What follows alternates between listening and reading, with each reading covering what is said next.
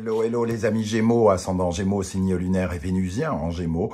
Bienvenue pour cette guidance sentimentale, relationnelle, amoureuse du mois de mars 2023. Alors bien sûr, ça peut parler à certains Gémeaux dès à présent et parler à d'autres Gémeaux un peu plus tard pendant le mois de mars. Donc n'hésitez pas à revenir sur ce tirage si toutefois il ne vous parlait pas tout de suite. Je vous recommande comme d'habitude de regarder la vidéo de votre signe ascendant et de votre signe lunaire et vénusien si vous les connaissez afin d'avoir de plus amples détails et pourquoi pas recevoir d'autres messages. N'oubliez pas que c'est un tirage général, ça ne peut pas parler à tous les Gémeaux de la même façon. Certains, ça va leur parler de leurs amours, à d'autres, d'une relation amicale, d'une relation professionnelle ou même familiale. On parle du relationnel d'une façon plus générale. Donc prenez les messages tels qu'ils vibrent avec ce que vous vivez actuellement, bien entendu, et n'hésitez pas à adapter mon vocabulaire par rapport à votre situation. Vous trouverez dans la barre d'infos, comme d'habitude, mon adresse email si vous désirez des renseignements personnalisés. Vous trouverez sur les tirages personnalisés, et vous trouverez différents liens qui vous mèneront vers les guidances que j'ai effectuées récemment, comme par exemple les messages de vos guides, quelle est la bonne surprise qui vous attend en mars, et également la guidance générale du mois de mars pour les Gémeaux. On y va. N'oubliez pas de liker, de partager, de vous abonner pour me soutenir et laisser un petit coucou en commentaire, pourquoi pas, si vous n'êtes pas obligé de dévoiler toute votre vie, mais me dire que vous êtes passé, et ça fait toujours plaisir. Alors, cette carte, l'arcane sans nom, évidemment, nous parle de quelque chose qui pourrait être amené à s'arrêter.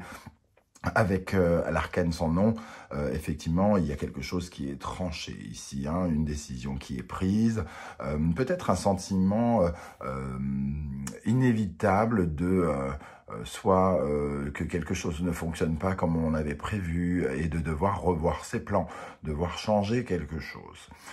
Alors évidemment, je rassure tout le monde, ça ne parle pas de séparation systématique chez tout le monde, ou alors peut-être on coupe quelque chose qui n'est pas constructif avec quelqu'un, mais c'est pas forcément la relation. On peut couper un comportement, cesser avec un projet, ou etc. etc. Donc cette énergie de fin, elle ne vibre pas avec tous les Gémeaux comme une fin en soi d'une relation. On va essayer d'ailleurs d'en savoir un peu plus sur cette arcane sans nom.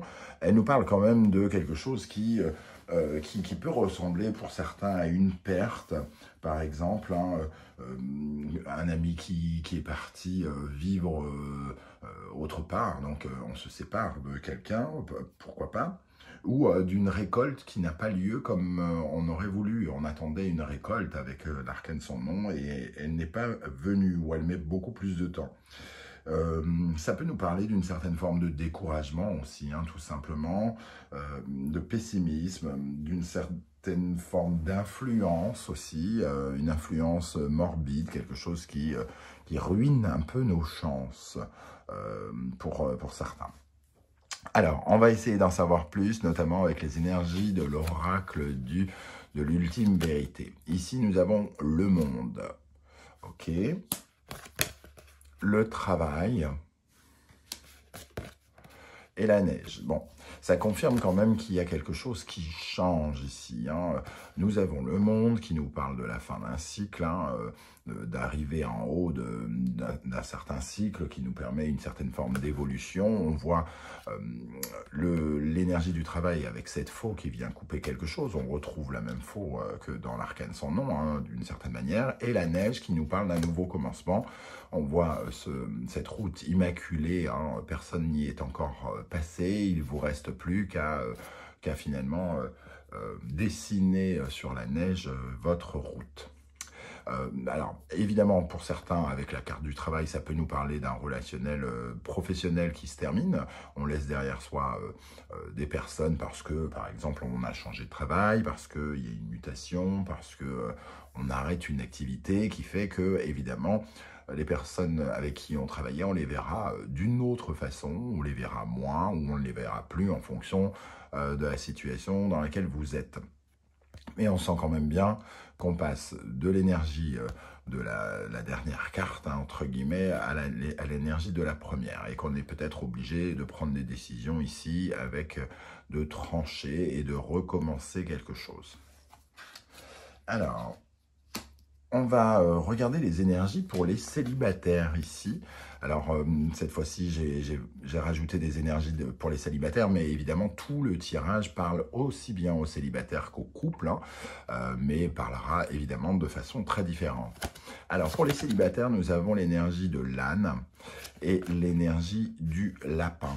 Alors, le lapin, lui, nous parle vraiment de la fertilité, de la naissance, hein, et donc il y a des choses effectivement à recommencer, à revoir, peut-être se mettre à revoir sa vie sentimentale d'une façon différente. Cet âne, lui, nous parle de vouloir préparer une nouvelle relation, de vouloir quelque part, peut-être de briser certaines choses. Ici, il y a une fin qui est inévitable, qui nous parle peut-être d'un échec. On est obligé de tourner une page qui est peut-être un peu douloureuse par moment, mais peut-être que c'est justement pour pouvoir envisager de construire quelque chose de plus durable ici, dans une certaine forme de respect mutuel. En revanche, bon, évidemment, l'âne nous invite à nous respecter et à respecter l'autre. Donc, si finalement vous cherchez une relation pour remplir un bouche-trou de solitude, ça ne fonctionnera pas dans le sens durable du terme, hein. Ça va de soi. Il faut quand même s'aimer soi-même avant de commencer à aimer l'autre aussi, hein, ici. Il y a cette notion avec l'âne, hein, parce qu'on est en effet miroir, on se regarde et il faut se ressembler.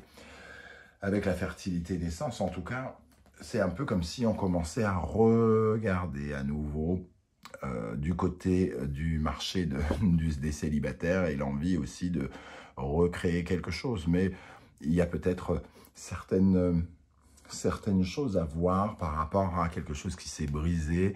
Alors des relations, les antécédents, on va dire, sentimentaux pourraient être revus, repris peut-être pour comprendre à quel point soit on ne s'est pas respecté, soit on ne s'est pas aimé soi-même dans la relation d'avant, pour justement apprendre de nouvelles choses et être beaucoup plus dans cette énergie de naissance. Bon, il peut y avoir aussi, avec l'âne et le lapin, une énergie de rapprochement sensuel et sexuel qui ne ressemble pas à l'amour, hein, entre guillemets, dans un premier temps, mais qui pourrait être quelque chose d'assez charnel. Pour les couples, nous avons l'énergie du paresseux, ralentissement, retard. Alors peut-être qu'effectivement, ici, il y a des projets qui sont à revoir, des plans comment dire, à réanalyser, parce que il y a peut-être quelque chose qu'on ne récolte pas aussi vite que prévu. Il peut y avoir justement du retard par rapport à quelque chose qui doit se clôturer aussi, hein. Ici, il y a une fin inévitable, on cherche peut-être à s'installer autre part, à couper quelque chose, une relation avec quelqu'un, mais que ça prend du retard parce qu'il y a une certaine forme de réflexion peut-être aussi avec ce paresseux. Et on a le colibri ici, on voit que il y a quelque chose quand même de lourd. Le colibri, il est censé nous apporter de la légèreté et de la joie de vivre, mais avec ce ralentissement, on sent quand même qu'il y a peut-être une certaine forme de lourdeur qui nous empêche de nous épanouir totalement, et qui nous invite peut-être justement à couper quelque chose, même si c'est douloureux, à laisser derrière nous quelque chose, parce que couper avec certaines choses nous permet d'obtenir de nouvelles choses, hein. C'est un peu comme faire de la place dans une armoire, hein. Si votre armoire est blindée de chez blindée, évidemment, vous n'avez plus les ressources d'acheter. Et même si on vous donne des fringues, entre guillemets, vous n'avez plus la place de les mettre. Donc, vous les refusez presque. Donc, vous refusez les nouvelles opportunités. Ici, c'est peut-être un peu difficile, mais c'est l'occasion peut-être de laisser rentrer de nouvelles choses et de nouveaux projets dans votre vie.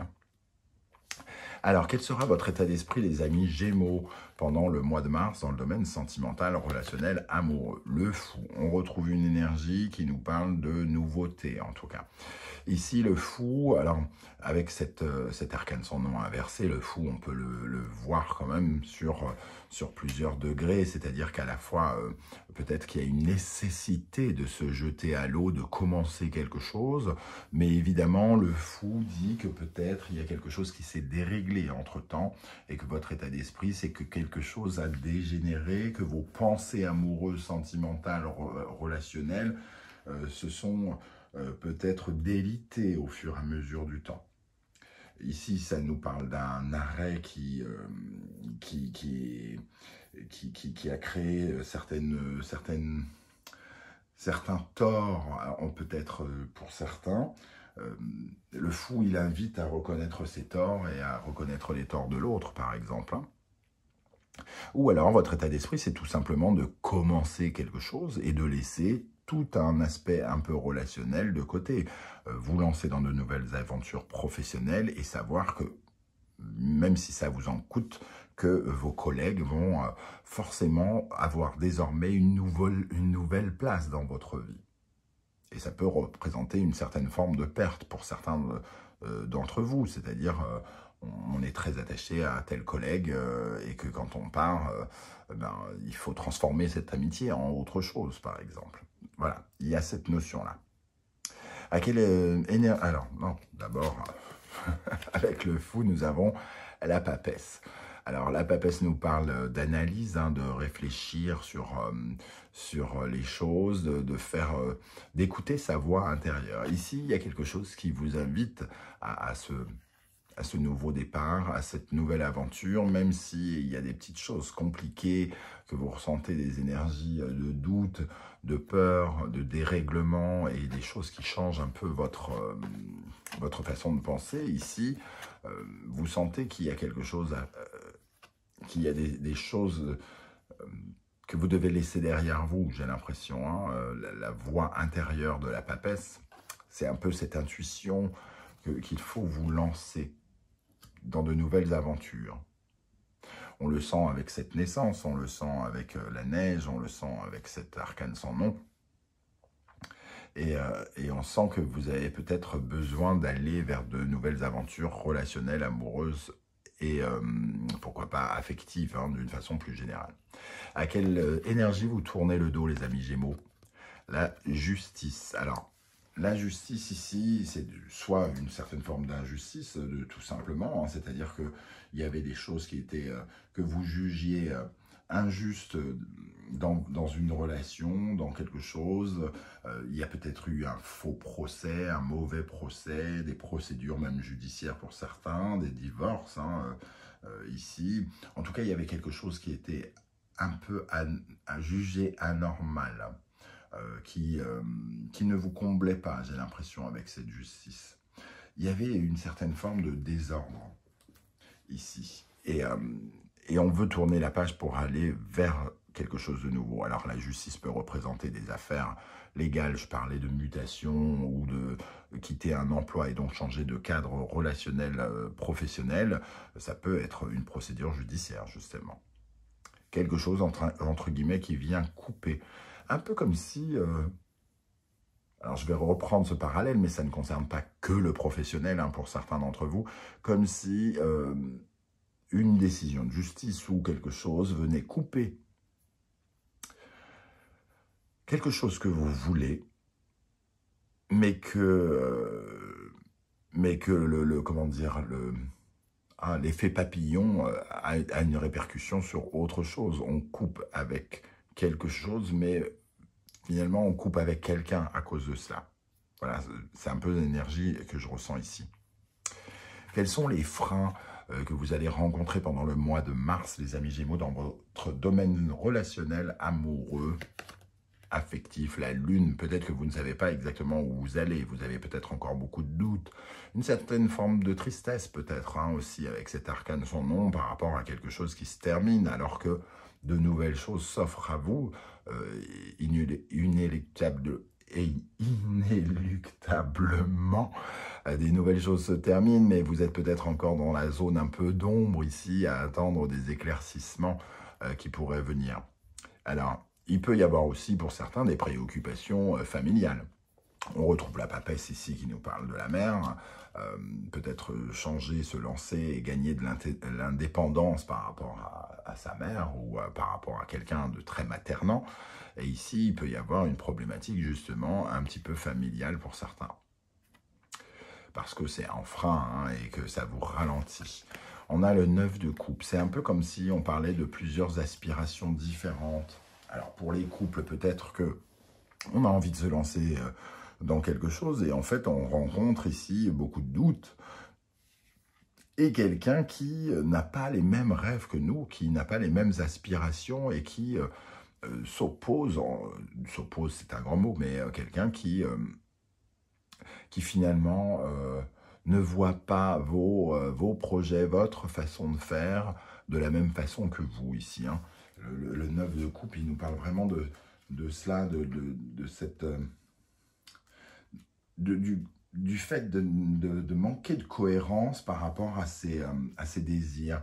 Comme on a des désirs qui ne sont pas comblés, on a l'impression que nos rêves ne se sont pas manifestés et qu'on a besoin de trouver un nouveau carburant. Ici, il y a quelque chose qui nous détache de la joie. Hein. Ici, on parlait un petit peu de lune, c'est-à-dire d'énergie, un peu de tristesse. Ici, on est censé avoir le bonheur, mais comme il est en position de frein, il y a quelque chose qui n'est pas satisfait ici. On a besoin d'un peu mieux, on a besoin d'un peu plus dans le relationnel, l'affectif, l'amour. Quel est le conseil de l'oracle? La force. Faites entre guillemets de votre mieux pour gérer cette situation, faites les efforts nécessaires pour vous réaliser, pour être dans le contrôle, pour garder le contrôle de la situation, pour ne pas vous laisser embourber, pour ne pas tomber dans la dépression, la tristesse et une certaine forme d'insatisfaction trop forte qui vous mènerait vers le bas, entre guillemets. Hein. Et on vous invite avec la reine de denier également à peut-être gagner en autonomie pour certains d'entre vous. La reine de denier, c'est l'autosuffisance. C'est celle qui peut prendre soin d'elle elle-même. Alors il y a une dynamique, encore une fois, peut-être, parce que la reine de denier, elle a une dynamique extrêmement maternante. Hein. Certains peuvent avoir des problématiques par rapport à leur mère ou à quelqu'un qui essaye un peu de gérer leur vie et de leur dire comment faire, quoi faire, comment aimer, qui les interdit d'aimer qui ils veulent ou de faire ce qu'ils veulent. Ils peuvent se retrouver un petit peu tirés comme ça vers une influence. Ici, je parlais d'influence négative possible. Il peut y avoir une influence de quelqu'un qui se prend pour votre mère ou qui est votre mère. Comment les choses vont évoluer pendant le mois de mars? Le pendu. Le pendu vous invite à avoir une vision plus large, à ouvrir les yeux, à changer votre vision de cette perte quelque part, et peut-être de porter un nouveau regard sur la situation, de réfléchir sur les sacrifices que vous êtes prêts à consentir et ceux pour lesquels vous n'êtes pas prêts de consentir. Le pendu nous invite à avoir une certaine forme de relâchement et peut-être à se détendre davantage, surtout si on a l'impression de rencontrer une situation un peu de crise difficile qui est possible mais pas systématique avec l'arcane sans nom. Et nous avons le 5 de bâton qui nous invite à être davantage dans une certaine forme de compétition, de débat, de se défendre, de défendre les intérêts. Si on se retrouve ici face à quelqu'un qui n'a pas la même vision des choses que nous sur les rêves, c'est-à-dire qui n'a pas les mêmes rêves que nous ou qui ne comprend pas vos rêves, il est peut-être question ici d'essayer de lui faire changer d'opinion ou alors en tout cas de vous battre pour les vôtres, hein, de ne pas les oublier, entre guillemets. Mais ça va vous demander d'abord d'ouvrir votre esprit et d'être dans cette compétition saine, surtout, respectueuse et saine. Pour terminer la synthèse de ce tirage, nous avons l'énergie de la mort, la renaissance. On retrouve bien l'arcane sans nom. Alors, je ne tire pas les cartes inversées dans ce tarot, mais pour moi, elles représentent quand même cette fin, cette perte, ce passage à autre chose qui peut paraître un peu douloureux, en tout cas qui vous titille et qui vous donne l'impression qu'il y a une perte. C'est pas totalement de gaieté de cœur ce qui se passe, en tout cas. Vous ressentez quelque chose qui vous peine, hein, quelque part. Et nous avons l'as d'épée, et et ça nous parle d'une décision, d'un changement, effectivement, d'un changement d'état d'esprit, de façon de regarder les choses.